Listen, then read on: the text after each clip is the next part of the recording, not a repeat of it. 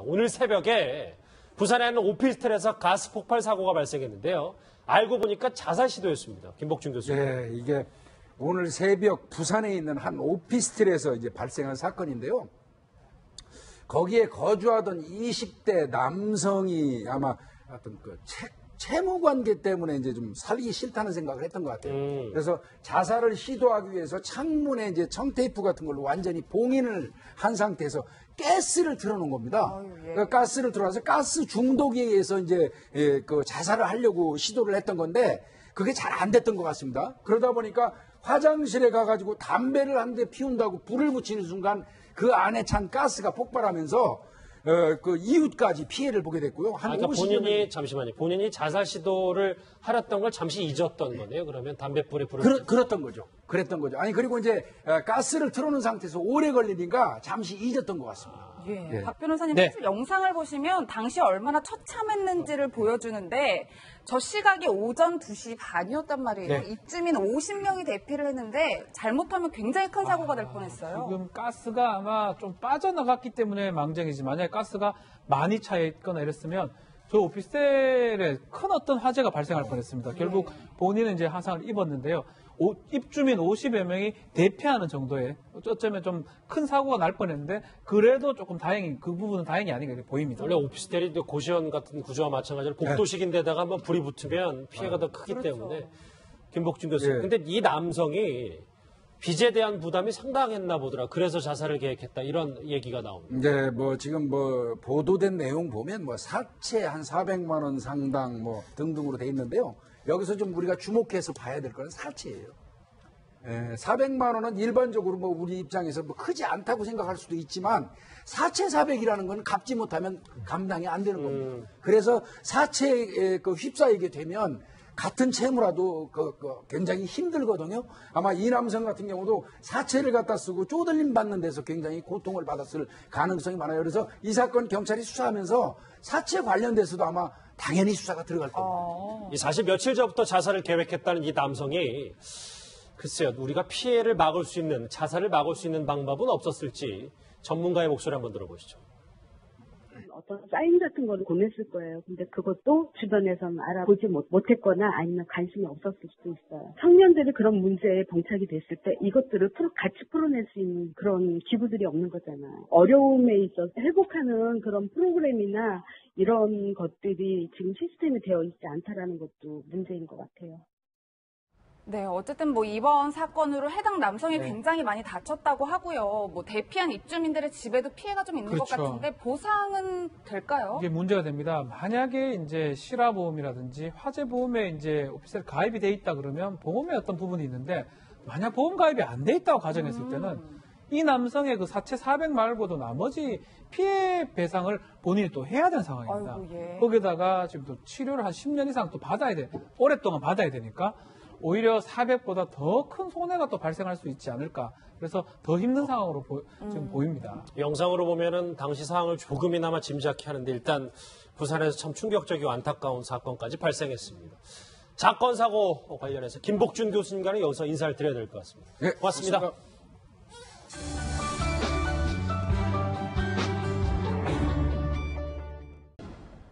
국제시장은 박근혜 전 대통령, 택시 운전사 문재인 대통령입니다. 이 전현직 대통령들의 영화 사랑 얘기를 해볼 텐데요. 먼저 문재인 대통령이 취임 후에 처음으로 영화 관람 나들이에 나섰습니다.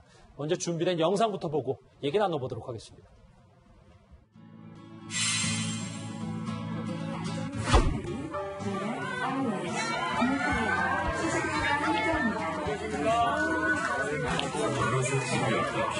여행할 수 있는 시간.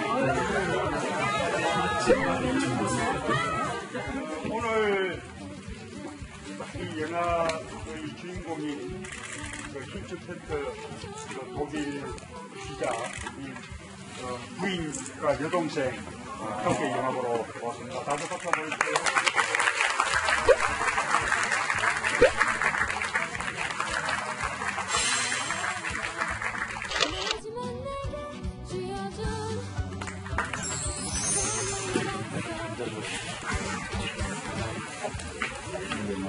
온 국민이 함께 대해서는 아마 그분께는 최고의 표현이 되지 않을까 싶습니다. 본인은 보실 수 없지만 우리 부인께라도 큰 위로가 되었습니다.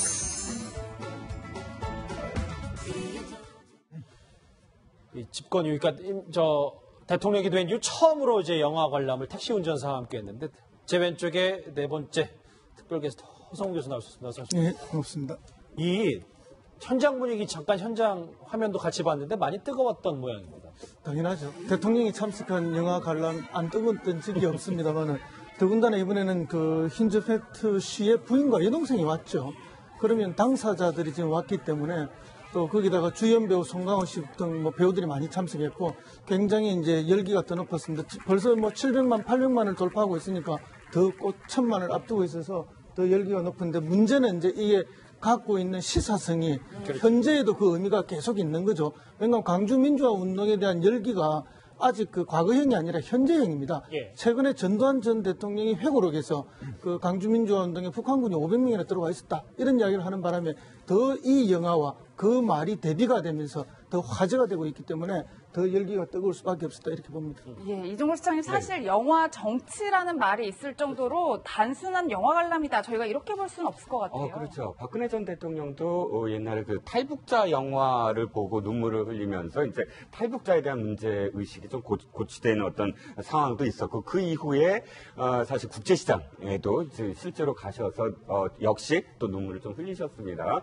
또 그 당시에 노무현 대통령을 주제로 한 영화들이 좀 많았죠. 광해라든지 이런 영화들이 많아서 또 그쪽은 사실은 예. 민주당 의원들이 많이 또 광해, 변호인 뭐 이런 영화에 많이 가서 이렇게 대비되는 모습이었어요. 뭐 진보 쪽에서는 어느 영화를 가고 보수 쪽에는 어느 영화를 가고 이런 영화 자체가 그냥 예술로 보여지지 않고 하나의 어떤 정치적인 어떤 그런 매개체로 해석이 된 적도 있었는데 이번에 택시 운전사 물론 이제 그 많은 바른정당 의원들도 가서 봤더라고요. 지난 토요일 날 이제 문재인 대통령이 간 이후 확실하게 아직도 정리되지 않은 과거에 대한 그런 메시지가 아니었나라고 생각합니다. 그러니까 어제 그 택시 운전사 관람으로 작년에 문 대통령이 광주 이제 민주화운동 열사묘역 찾았을 때 보니까 전두환 전 대통령 비석을 밟고 지나가서 그 얘기가 또 다시 사진으로 화제가 되고 있더라고요. 지난 2016년이죠. 지난해 이제 아마 밟고 지나갔는데 저 비석이 옛날에 1982년도에 전두환 전 대통령이 그 전남 담양에 어떤 민박집을 이제 방문한 적이 있습니다. 그걸 기념하기 위해서 그 집 앞에 저 전두환 대통령 비석을 세워놨는데 저걸 나중에 이제 이 광주 민주화 운동 단체들이 저걸 떼어와서 구모역이라고 이게 이제 초기에 이제 그 광주 이제 모역이 구성되기 전에 그때 돌아가신 분한 구모역이 있습니다. 구모역 입구에다가 이제 세워놨어요. 그러니까 저걸 밟아야지만 저쪽으로 들어갈 수 있는 겁니다. 그건 뭐냐면 결국은 이제 당시에 이 5.18의 어떤 면에서 이제 발포 책임자라고 이제 할 수가 있는 그런 이제 전두환 전 대통령에 대한 하나의 어떤 좀 응징의 표현 뭐 그런 것으로 이제 하고 있는데 이제 그걸 지나가는 것만이 이제 들어갈 수 있는 상황이기 때문에 아마 문재인 대통령도 지난해 이제 당 대표를 할 때 저걸 지나가서 밟고 이제 묘역을 참배한 그런 기록이 있습니다. 예. 네, 영화 택시 운전사 관람 말고도 문 대통령 과거에도 영화 정치 행보 참 많았습니다. 어떤 영화들을 쭉 봐왔는지 영상으로 한번 꾸며봤습니다.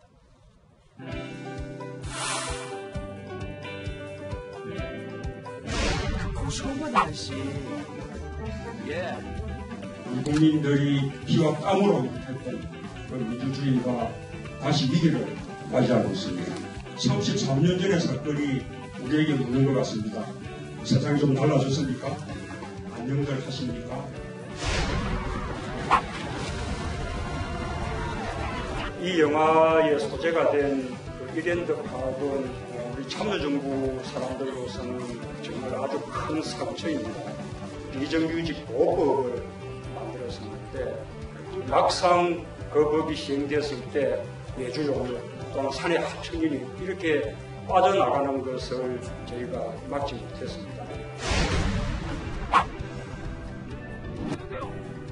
저는 지난번 대선 때 탈원전에 생각하고 있죠. 그동안 이루어진 것은 몰이원전 1호기 내년에 가공기간 그런 거 말고는 이명박 박근혜 정부 원전 확대 정책이 계속되고 있어서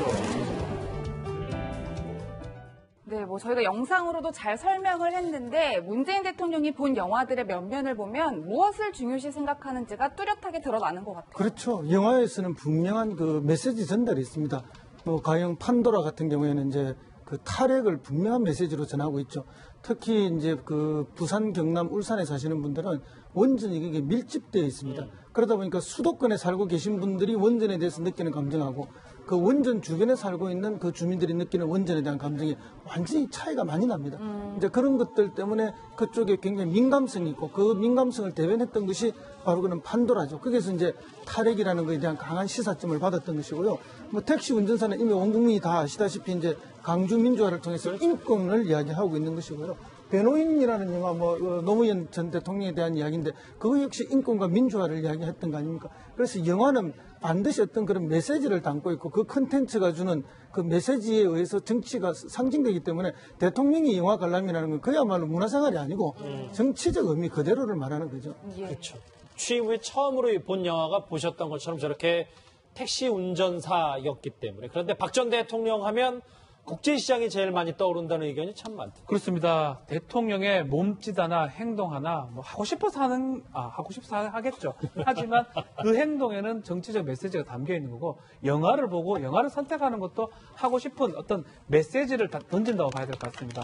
박근혜 전 대통령 같은 경우는 국제시장을 봤었는데, 애국이라든지 뭐 인천 상륙작전도 봤는데, 하여튼 애국 관련된 그런 어떤 내용을 전달을 하기 위해서 국제시장 같은 영화를 많이 봤고, 역대 대통령도 봐도 노무현 전 대통령 같은 경우는 이제 왕의 남자를 봤습니다. 다양성을 어떤 얘기를 하기 위해서 본 것 같고, 이명박 전 대통령은 우생순, 우리 생애 최고의 순간이라는 저 핸드볼 영화인데요. 성공 신화를 본 것 같고요. 그러니까 지금 문재인 대통령 같은 경우는 대부분 인권 관련된 영화를 좀 많이 보고 있는 거. 그래서 메시지를 던지는 걸로 보입니다. 저렇게 보니까 각 대통령들과 좀 어울리는 면도 분명히 있는 것 같고요. 박근혜 전 대통령이 국제시장을 관람했을 당시 목소리 하나 있습니다. 같이 들어보시죠. 많은 분들이 느끼는 바지만 우리 국내세계가 겪은 그런 어떤 실제적인 생활 이거를 토대로 해가지고 그분들의 헌신이랄까 또 희생 이런 거를 잘 그리면서도 또 동시에 재미와 감동도 주고 특히 젊은이들에게 우리 우세대에 대한 어떤 이해 그분들하고의 소통 이런 데도 큰 도움을 주고 있다고 이렇게 들었습니다. 좋은 문화 콘텐츠는 사회 통합에도 이렇게 도움을 주고 기여를 하는구나 그런 것을 이번 국제시장 영화를 통해서 실감을 했습니다. 예, 근데 박근혜 전 대통령이 이 국제시장뿐만 아니라 참 의외의 취향이 있다라고 생각해야 될 게 애니메이션도 많이 관람하셨다고 하시더라고요. 네. 이게 아마 이제 그 문화융성이라는 그런 뭐 국정 목표를 제시를 했고 또 매달 이제 한 번씩 마지막 주 수요일을 이제 문화의 날로 지정을 해서 뭐 극장값을 뭐 반값을 한다든지 그런 조치를 이제 사실 해왔었죠. 아마 그런 것 때문에 이제 박근혜 전 대통령도 이제 그런 영화를 많이 봤습니다. 근데 저는 영화와 관련돼서 좀 드리고 싶은 말씀은 뭐냐면 영화라는 게 결국은 짧은 시간 안에 하나의 메시지를 주는 거잖아요. 그렇죠. 근데 예를 들어서 아까 판도라 같은 영화도 보면 이제 원전의 어떤 파괴되면서 굉장히 그런 어떤 위험성들을 제시해주는 영화지 않습니까? 근데 이 앵글은 하나입니다. 사실 근데 여러 가지 측면이 있을 수가 있거든요. 상황 자체는. 근데 예를 들어서 이제 대통령이나 이런 국정에서 중요한 결정을 하는 분들이 실제로 영화를 보고서 그 영화가 전부 다 다다. 라고 해서 이제 어떤 정책 결정을 할 때는 상당히 여러 가지 문제가 될 수가 있는 그럴 거죠. 수 있죠. 예. 그러니까 그게 뭐냐면 하나의 영화라는 게 물론 어떤 그 가상의 현실이나 그런 걸 통해서 감동을 주는 것인데 그걸로 끝나면 괜찮은데 문제는 그것이 실제로 정책이나 이런 걸로 곧바로 연결돼 버리면 다른 이면을 볼 수가 없다는 그런 단점도 있기 때문에 사실 영화로만은 해결될 수 없는 여러 가지 문제도 있다는 것도 아마 대통령도 좀 아셔야 될 것 같습니다. 그렇습니다.